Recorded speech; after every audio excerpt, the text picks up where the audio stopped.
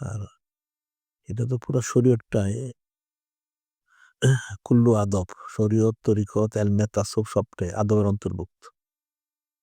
আদবের বাইরে থাকলে কোনোদিন সে ফায়দা লাভ করতে পারবে না। এই জন্য যে জালালউদ্দিন রুমি রহমতুল্লাহ ওনার মসনু শরীফের শুরুতে লেখছেন, আজ খোদা জোয়াম তাওফকে আদব, বেয়াদব মাহরুম গাছ আর লুৎফে রব, আজ খোদা জোয়াম তাওফিকে আদব। আল্লাহ বলেছে আমি আদব চাচ্ছি, কারণ বেয়াদব যিনি খলিক, যিনি মারিব আল্লাহ পাক, যিনি নূরে মুজাসসাম হাবিবুল্লাহ হুজুর পাক তোমাদের রহমত থেকে বঞ্চিত হয়, নাউজুবিল্লাহ। এটা অনেক কঠিন বিষয়, সূক্ষ্ম বিষয়।